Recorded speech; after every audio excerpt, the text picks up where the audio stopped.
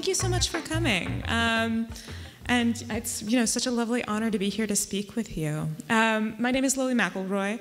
I am a lens-based artist who utilizes the landscape and I would say these very kind of seemingly simple gestures to address issues of power, gender, and I think most recently eco-anxiety. At times I perform for the camera, and at times I use my body to physically alter images, but the work that I make always hinges on this gesture, this action. I'm reaching, I'm leaping, I'm scratching, I'm rubbing, and these gestures tend to vacillate between being, playful and violent, between being generative and destructive. I'm gonna go ahead and start with this video. It's called A Woman Runs Through a Pastoral Setting.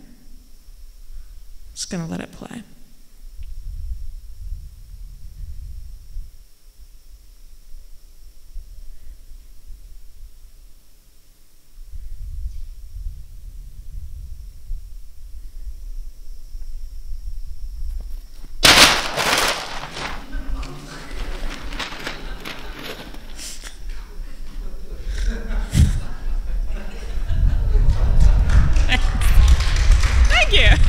I always feel like such a nerd laughing at my own joke, but yeah.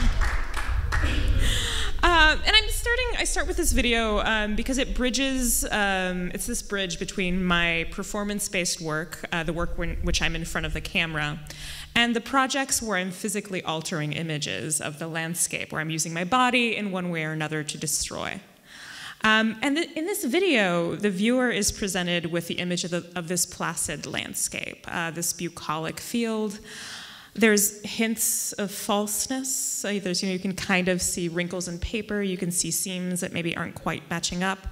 But it isn't until the figure comes in, running into the frame and pierces the image, that the viewer is certain that what they're looking at is fiction. And then there's the full break, this heroic moment of destruction that quickly shifts into the pathetic, the moment where I fall. That was not planned, by the way. Yeah, purely accidental. But yeah, I think this moment is actually the most important part of the video, that human moment of vulnerability, and this act of getting back up in the kind of face of failure. And after I get myself back up, I run away, and the viewer is left looking at the debris of the image, along with the landscape that the image depicted. And I think this disruption of the image, or disruption of representation, is something that I keep returning to. I keep trying to interrupt or break what the viewer is looking at in order to get them to consider their relationship to the subject, their relationship to the landscape, their relationship to images of the landscape. These physical gestures take on different forms. This is a photograph from my most recent body of work titled I Will Destroy You, which is up through Saturday at Studios Inc. And here, the disruption is caused by me scratching away the emulsion of the negative, to generate this void and to signal a sense of melancholy and dread. It's this kind of existential crisis. And I'm going to go ahead, I wrote a project statement that I'm happy with, so I'm going to go ahead and read that to you while I show you some images of the exhibition. Here we go. It's natural to make photographs while you wait for the inevitable. Photography captures light and freezes time. It is an attempt to preserve the fleeting. For this body of work, photographs of the setting sun were made using a 4x5 film camera. I then irrevocably altered the negatives, using my fingernail to scratch away the image of the sun. This action is small, yet devastating. The anxious picking at a scab that leaves you with a lifelong scar. The sun, the very thing whose light makes life and photographs possible, has been gouged out of the negative. The printed picture rendering this absence not as erasure revealing blank paper, but as the ominous birth of an angry black void.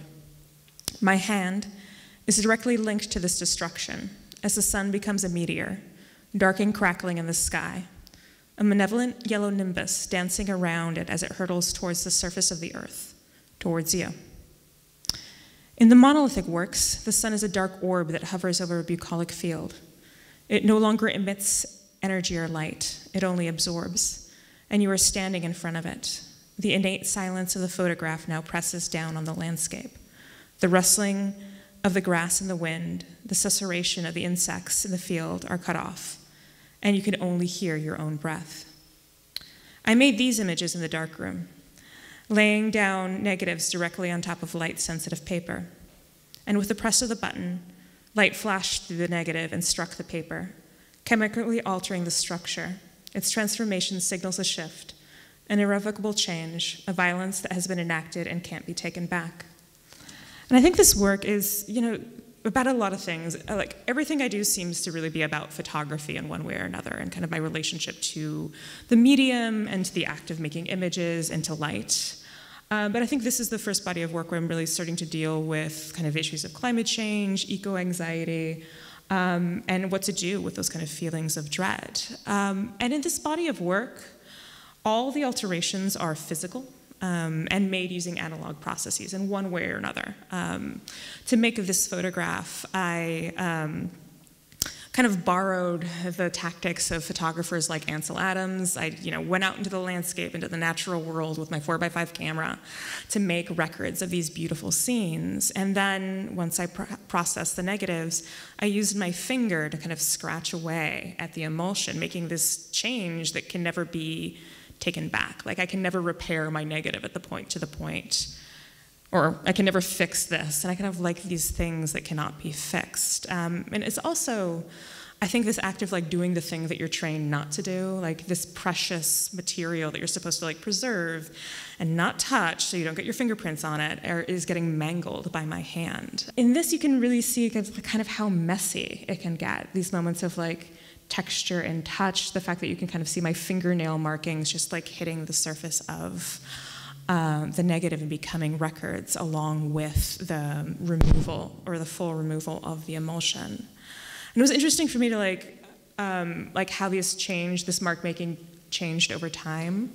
The first image I made was like very precise and very, very careful. I sharpened my fingernail to a point so I could be really, really careful and get like a tiny, tiny little circle that was really perfect and kind of in opposition to like the mess that this was. And this was the last one that I made, so that kind of like continuation. After scratching the negatives, I scan them, and this is kind of where I get into a digital process. And I make these 40 by 50 inch archival inkjet prints that allow the viewer to see the details and the scratches while kind of placing them in relationship or in these locations. I'm hoping that my viewers experience this kind of sense of solitude, of being alone in a scene. And this actually kind of came up in a studio visit, and I was kind of, the person I was talking to was asking about my depictions of the sun and why I kept kind of like coming back to the sun and how I was contending with it here. And it struck me that I've started to make work that kind of denies the sun its representation in the image. It's the thing that gives off light and actually makes the images possible, but I'm not letting it actually be physically present. And it becomes this kind of moment of power. I like to think of this show as kind of a singular body of work. Everything's really interrelated. And the destruction of the negatives was really performed in different ways. For these photographs that I titled, "This Was the Result," I was also using my 4x5 camera, but this time I was just pointing it at the sky, or pointing it at the sun in the sky, and making these images that once I had the negatives, it was so satisfying to do this. I would just tear the negatives, like do this like tiny, tiny little gesture, and I would rip them until my tear reached the sun, made contact with the sun. You can see it maybe a little bit better here. And again, this tear in the negative is something that can be fixed. It can't be fixed. And it shifts the idea of power. I mean, is it a tear in the sky that will destroy the sun? Or is it this bolt of energy emanating from the sun that's going to destroy us? And I kind of like that kind of back and forth of like who is being destroyed, who is doing the destroying. Kind of another one of these. And these are also made in the dark room. These are the gelatin silver prints, contact prints that I make by putting the negatives directly onto paper and exposing them to light. And because I'm using fiber paper, and I know I'm getting really like photo heavy here, but I really love photography. Because I'm using fiber paper, they have this like hint of curl to them, giving them this kind of body. And these kind of 20 by 24 inch prints seem like they're kind of like reaching out and maybe, I hope at least, kind of encapsulating or enveloping the viewer. And disruptions serve as a way to draw the viewer into the image for me, to kind of force them to come closer and contend with the image. This kind of black hole has a pull to it. But these disruptions also allow me to contend with beauty, something that I find very pleasurable and very complicated. After all, if something is beautiful or maybe even just pretty, it's very easy for anyone, the viewer, me, to kind of just slide off of it, to look at it, think very casually, oh, isn't that nice? And then to walk away without kind of any like residual afterthoughts. And I think these landscape photographs are beautiful. I feel like this one really gets close to being a postcard image. But the physical disruption or interruption disrupts the viewer's relationship to the scene and kind of forces them to contend with the content, to kind of have that moment of like, I don't know, existential crisis, or thinking about their demise, or thinking about their presence in the world. And lets them maybe think about what the absence of the sun and the presence of the void could potentially mean. This kind of sense of melancholy and dread gets mixed with pleasure. I keep going back to annihilation narratives, like Lars van Trier's Melancholia, that kind of like beautiful film where people just like are, you know, dealing with the fact that they're all going to die and they can't do anything about it, so they just go way too decadent. But I also think about those like annihilation narratives of the 90s. I don't know if anybody remembers like Armageddon and Deep Impact. And it was these narratives where people were like meant to like band together and save the universe, or save the planet from the universe. So you would have heroes going off into space. You would have Ben Affleck going onto the like an asteroid to blow it up. And then people were just left on Earth to kind of like wait and to see if that kind of salvation actually came. And I like this like idea of waiting, and like kind of like having to like deal with waiting and knowing what could be coming or what, you know, might be coming.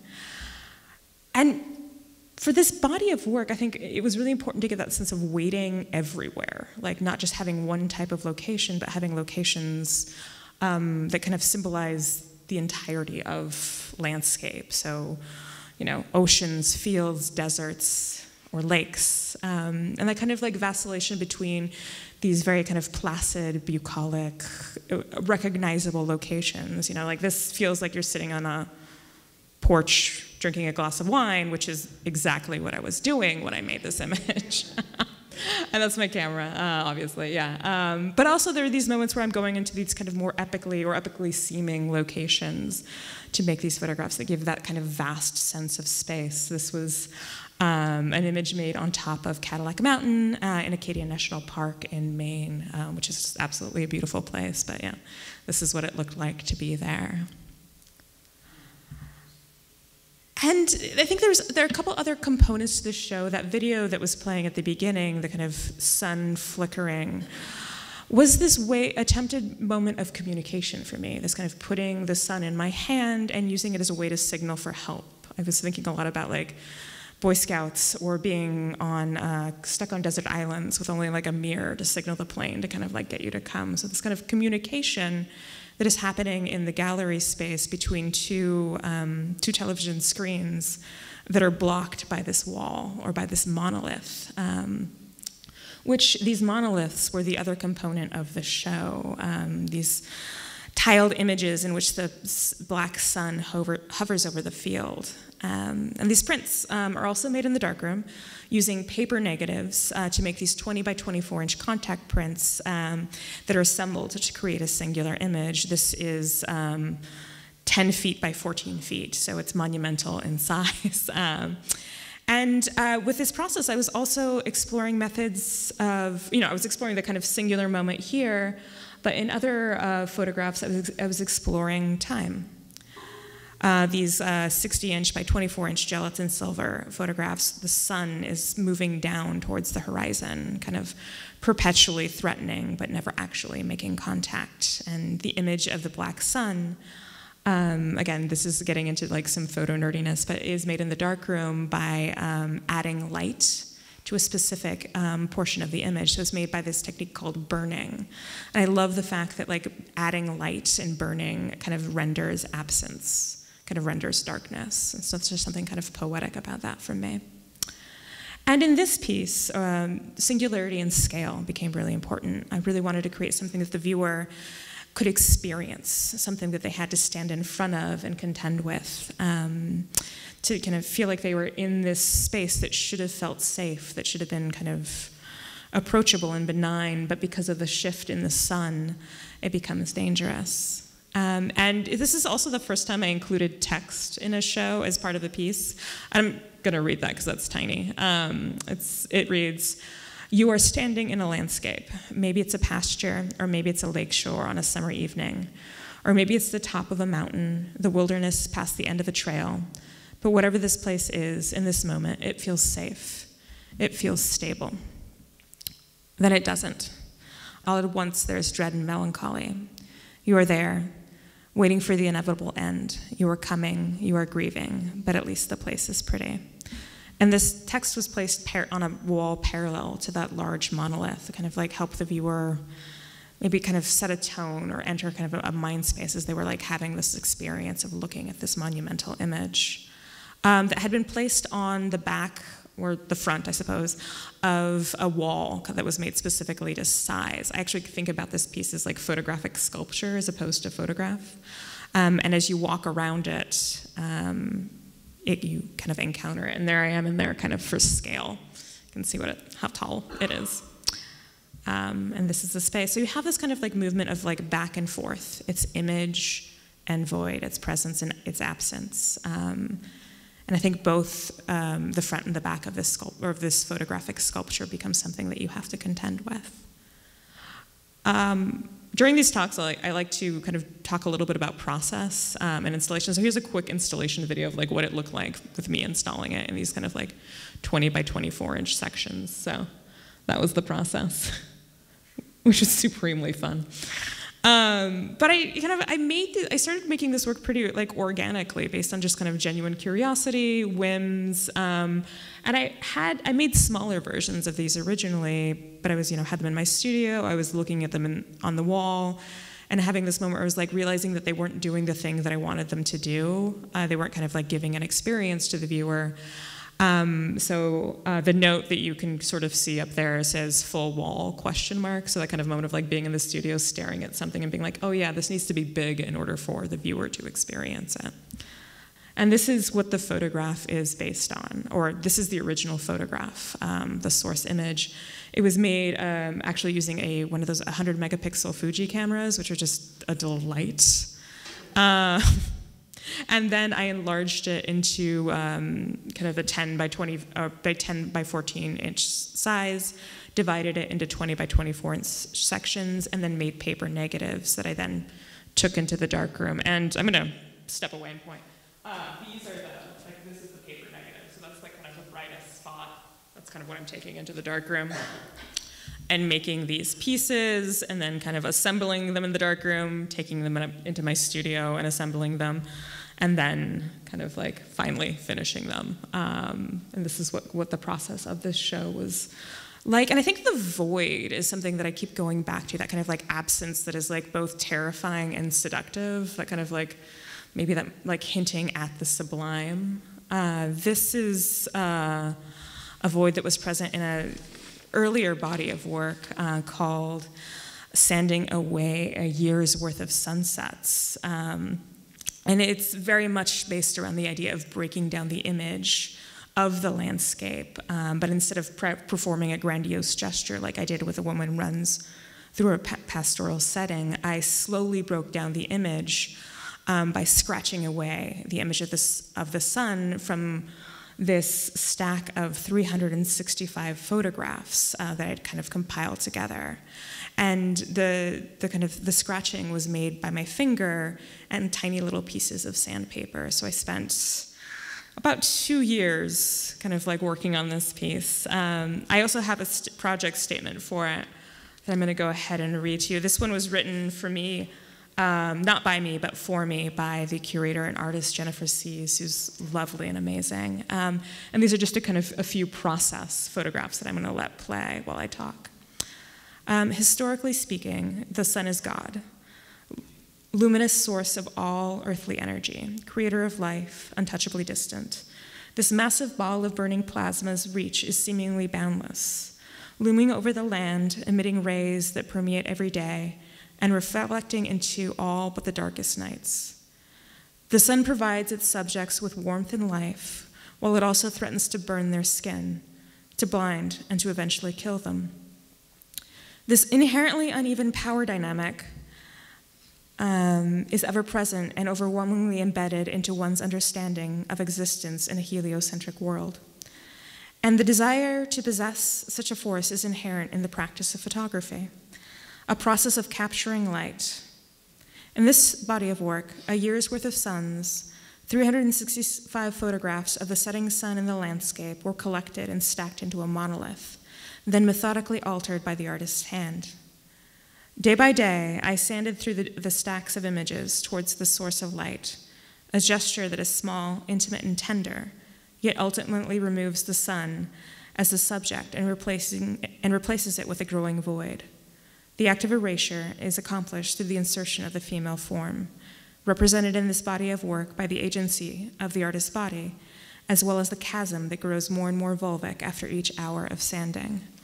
So, yeah, what I was doing is kind of absurd. I printed out 365 photographs of this same image, stacked them together, and then spent 267 hours slowly rubbing away the image. So essentially digging this chasm, making this chasm. And what you see here is the photograph I made of the top of the stack after I finally reached the bottom. And this photograph serves as a record of all of my labor. You know, not only do you see the hole that I dug, and kind of like the changes that I made to the surface, the little scratches, but this halo around the top of the image is kind of just that moment of like my hand making contact, like repeatedly on the paper, and just like slowly rubbing away. So I think those different methods of erasure became really interesting for me.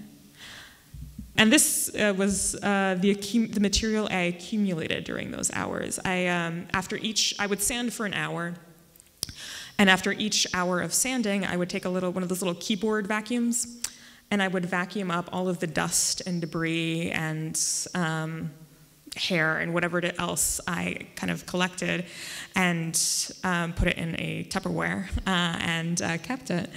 But it becomes this like tiny little pile of dust that it like serves as evidence for that kind of like those countless hours of labor that I performed. I guess this is maybe a little bit better understanding of what the stack looked like. It's here in my studio. And this began with a desire to treat the image as object and to use my body to alter the image. Labor was really important for this, so I was always making a record of the labor that I was performing. So I have a little video camera attached to my copy stand, so I was filming every sanding session, every moment I touched. Those prints got filmed. This is what it looks like in my studio, or what it looked like in my studio for a while. I also just like showing pictures of my dog. But when it gets exhibited a few different ways, but this is kind of how I prefer to install the whole piece when I have the opportunity to. And I also think about this as photographic sculpture as opposed to photographs. This is photographic sculpture with video components.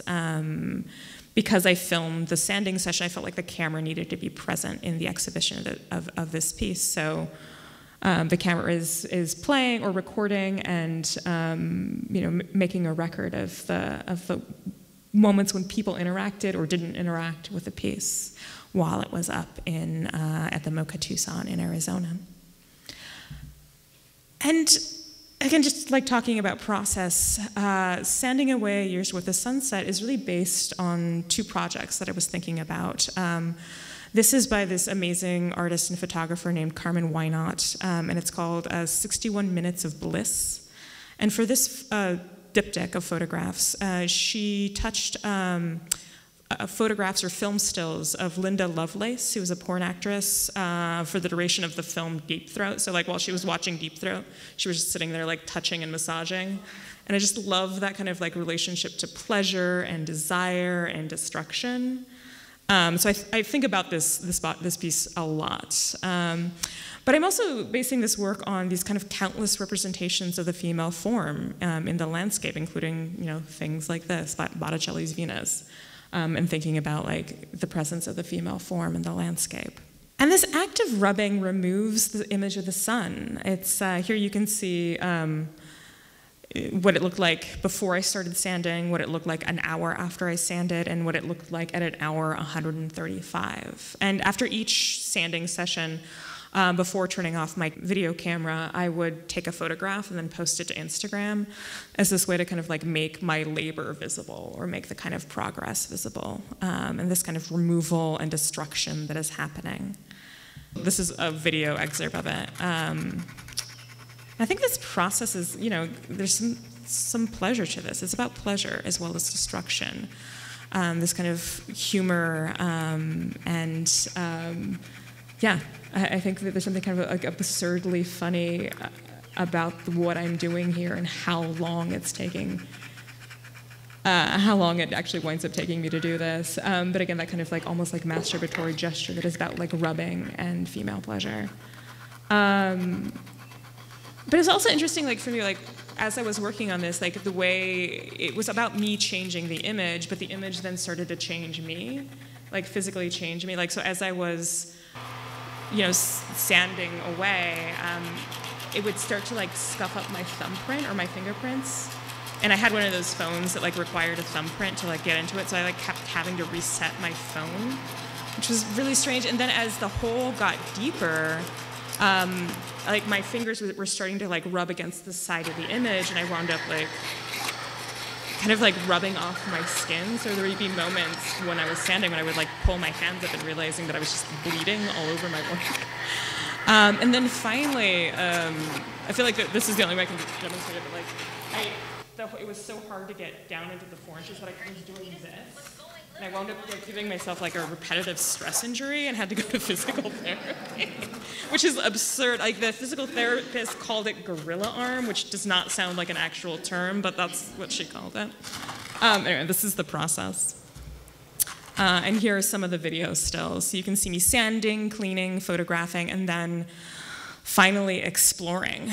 And this video is 267 hours long, right? So like no one is ever gonna watch the entirety of this video, which I love, and I find that so like genuinely absurd. But the only moment where you get to see like the evidence that I actually reached the bottom of the holes is like, a 4-second moment at towards the end of the video where I get a flashlight and shine some light in there to like prove to the viewer that I actually made it down there.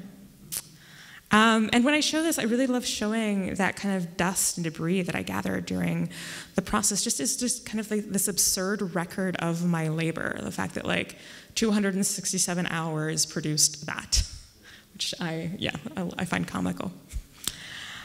All right. But yeah, again, it's that moment of destruction that is generative. It's aggressive. And I really, just as a maker, I really like thinking about gestures of female aggression, both kind of in fictional contexts. Like, I love this moment from Beyonce's video Hold Up, this kind of moment of catharsis through destruction.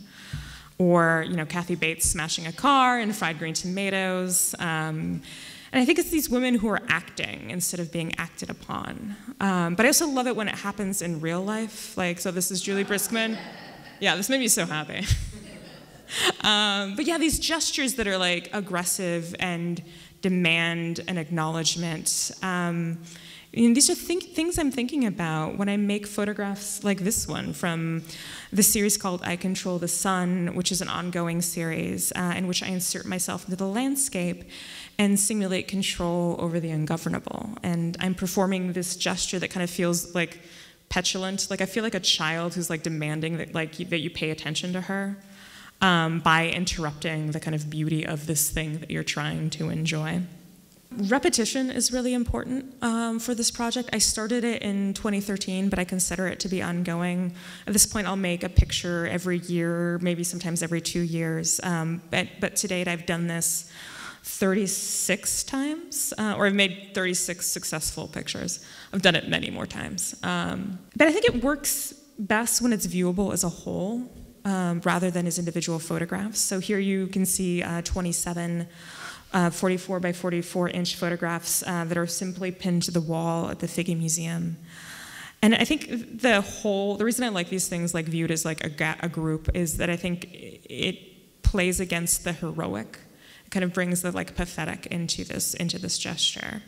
And actually, if anybody's interested, or down in Lawrence, there's a selection of them up at the Spencer as part of this beautiful show Joey Orr curated called Reading the World. But the fact that I am performing for the camera requires that I work with an assistant. So somebody usually has to go out with me so they can kind of help me, like tell me when I've gotten my arm into like the correct position and can press the shutter for me. And I think I really like this element of collaboration with this project.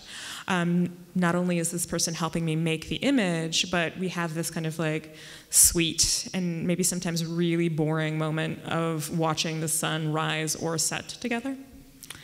There are moments when I go alone, but those are the moments when my hand is really big and I'm doing this really awkward thing of like looking down into my viewfinder and trying to position my hand, and it becomes really like kind of devastatingly comical, the kind of leaning I have to do in order to make these images. But I think these images are another way for me to indulge in making something that's beautiful, but also interrupt that beauty. I think, or interrupt this kind of the scene that might be a little too placid and make the viewer pay attention. I really think that like when things are too pretty, we just kind of like slide off of them. And there's this moment of aggression in this interruption. I'm asserting through my gesture my importance, my value in relationship to this vast landscape, but I'm also doing something that is insanely cliche. Like if you Google this, like this comes up. Like the amount of people doing this is kind of insane, or not insane, totally relatable.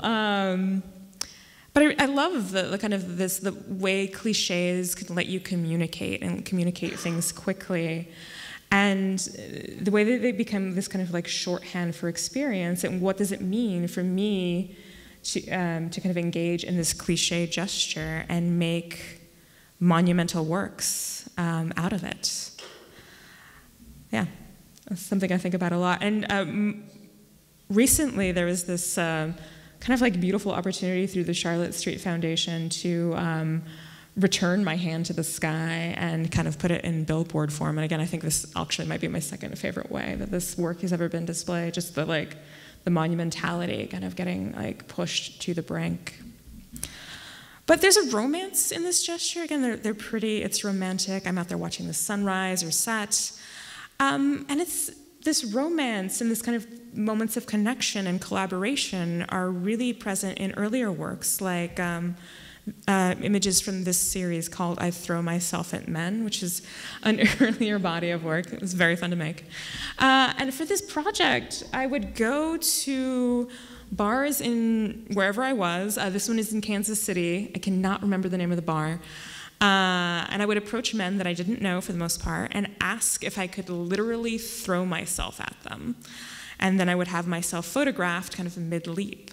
And when I would approach these men, I mean, they kind of laughed. Some of them were a little bit confused. And if they agreed, we would perform this action for the camera. And afterwards I would buy them a drink, give them a link to my website so they could maybe see their photographs. And this became this kind of collaborative performance that really signaled a leap of faith. I kind of feel like it signaled a leap of faith both on my end and their end, this kind of like willingness to participate with a strange lady who was walking up to them in bars.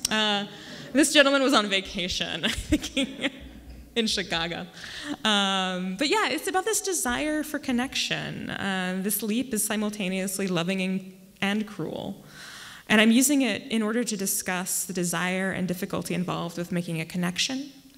I don't know, it's kind of about making yourself vulnerable, and also taking ownership over desire, and this kind of like language that's usually attached to women regarding wanting to kind of form connections with others, this kind of desire that is fundamentally human, but is often kind of spoken of as like a fault or kind of dismissively, that like wanting to like meet someone that you love or like have a relationship is a weakness, or yeah, that phrase, she was throwing herself at him, is kind of always said in the negative, or almost always said in the negative. But by taking it literally and using my body as a projectile, I get to shift that. It's also like using the language of vernacular photography, like the party pic is what I'm using here. It was really important for the project that these look kind of like the same images that you would make if you were going out to the bars with your friends, which is why I usually had my friends taking the pictures for me. So it was just this kind of like very casual thing, this kind of informality that was happening, and these kind of like silly moments of collaboration between me and the men who agreed to participate, as well as the people who were willing to take the pictures for me. And repetition, I think, once again, was really important for this project. I feel like it both indicates like futility and hope, but the fact that you're doing the same thing over and over again. What is it like if you do the same thing over and over again and expect different results is the definition of insanity. Kind of, I think about that a lot. And just going to different bars, so kind of making sure that I'm like moving kind of across like socioeconomic demographics, kind of like going to yeah, different places where different people hang out. And again, this project just was so intensely collaborative. This one's made in Lawrence. And I think another important part of this project was the obvious presence of the camera. And I think like my work in one way or another always seems to be about photography. And it's its own character.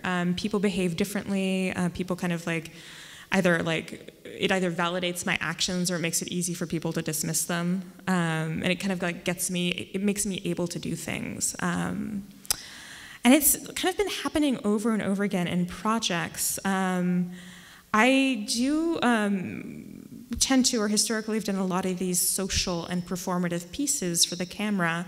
And I think it's really important that it be visible. This is a video called Pushing Cowboys, which I filmed in a bar in my hometown of Wilcox, Arizona, which is a very small town in rural Arizona, where I just placed the camera at the edge of the dance floor. And in this piece, I'm pushing up against the mythology and this brand of masculinity that I grew up with, kind of a masculinity and mythology that I find simultaneously like deeply attractive and very like problematic, or it's, you know, it's complicated. But I'm pushing against it while like simultaneously making physical contact. So I'm gonna play this. I have an excerpt for y'all.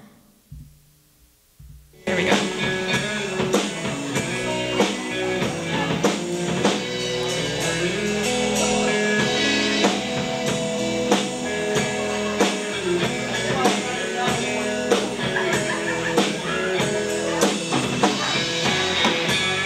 They're such good sports.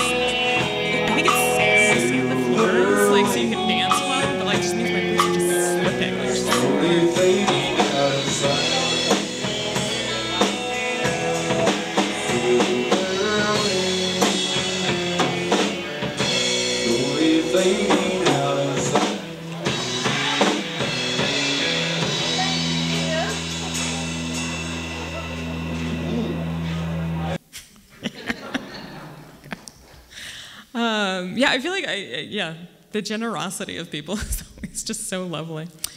But yeah, I think this is another video where the camera is a really important character. This video is called The Square, after Roberto Lepardo. And to do this video, I drew a square in the sidewalk using, a piece of chalk. And then I decided that I was going to try and keep people out of my newly claimed space. The rules were very clear. I think people caught on really quickly about what was happening. So passerby were free to kind of walk around the square, and most of them did, but other people willingly engaged with me. And their responses varied. Men tended to treat it as this kind of playful confrontation, this game that they were going to try to beat me at, and some of them did, and some of them didn't. And then women would be a little bit either more curious or sneakier. This lady did this amazing thing where she walked in, put her foot in, looked at the camera, made direct eye contact with the camera, took her foot out, and walked away. And it was just so good. I had no idea until I watched the video. So good.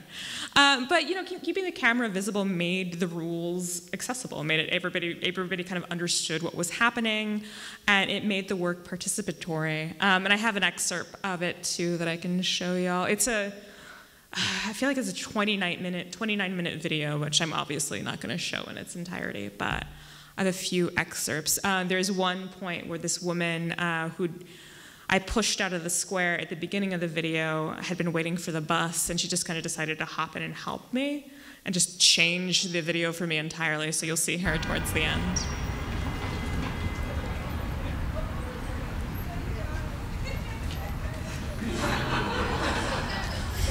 Relating. Yeah, that's Tiffany.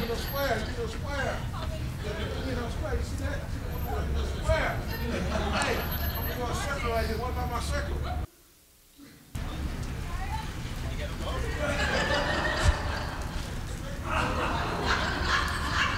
There was a baby in there.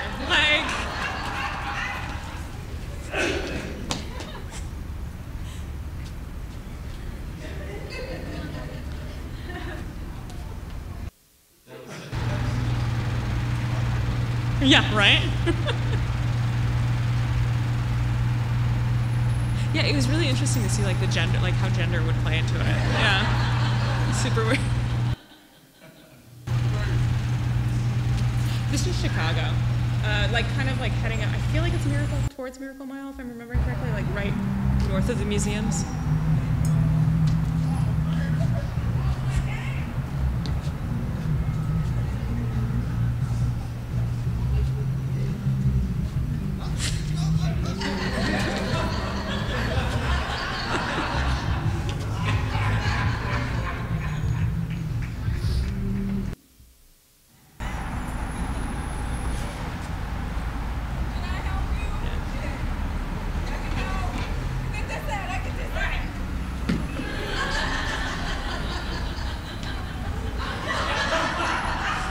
So good.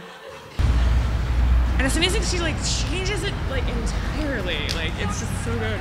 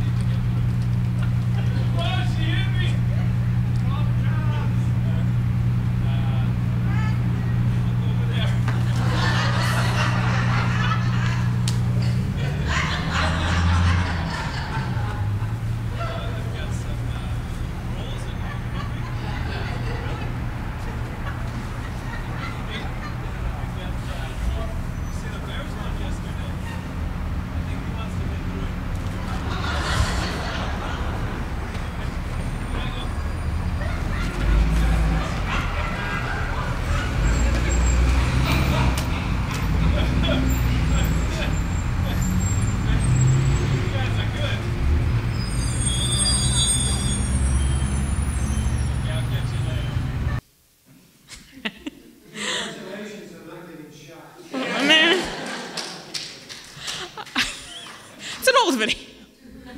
I have one more video I feel like I can show. Again, that kind of idea of happenstance and chance within the work of setting something up. and letting and seeing what happens. This is called Let's Dance. I'm gonna let that play.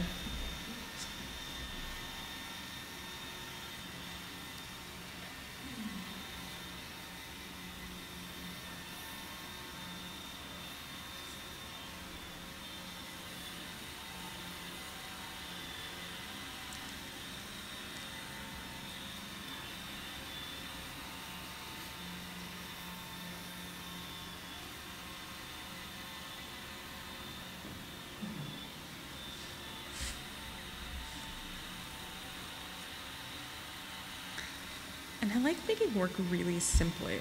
I mean, sometimes I do things that are like intensely complicated and ridiculous and take years, but like this was a video that I just borrowed a friend's Roomba, and I was like, all right, balloon cactus Roomba. Here we go. And these are like the studios that were in my fan. I just filmed with my iPhone by placing it on the floor. Yeah.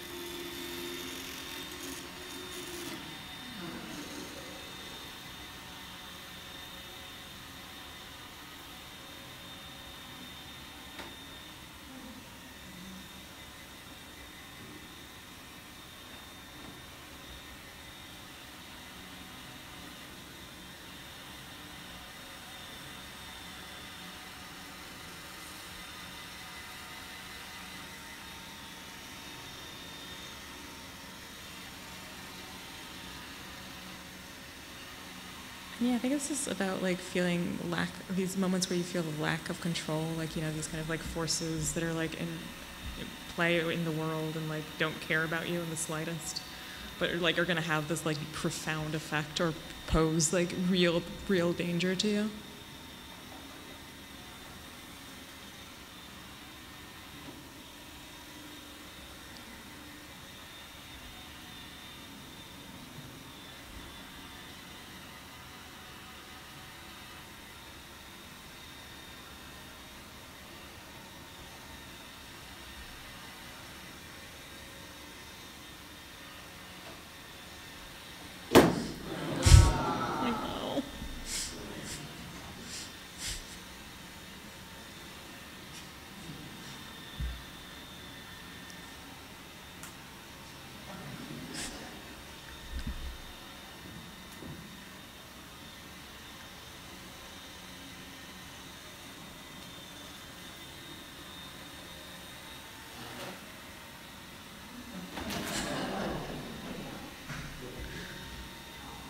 No.